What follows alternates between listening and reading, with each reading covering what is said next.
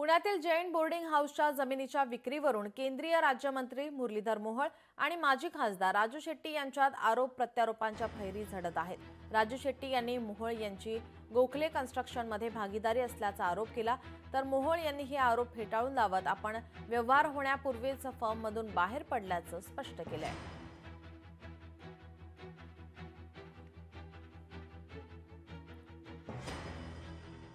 जैन बोर्डिंगचं जे काही खरेदी खत झालं, त्याचा व्यवहार झाला। हा व्यवहार करताना गोखले बिल्डर पुण्यातल्या या व्यावसायिकानं ते घेतलं, त्याने ते विकत घेतलं, करार झाला, खरेदी खत झालं आणि माझ्यावरती आरोप असा केला गेला की या गोखले बिल्डरचा मी पार्टनर आहे। मी माझ्या निवडणुकीच्या प्रतिज्ञापत्रामध्ये तसं घोषित केलंय। मी 100% मान्य करतो की मी माझ्या लोकसभेच्या निवडणुकीचं जे प्रतिज्ञापत्र सादर केलं, मला काही लपवायचं कारण नव्हतं।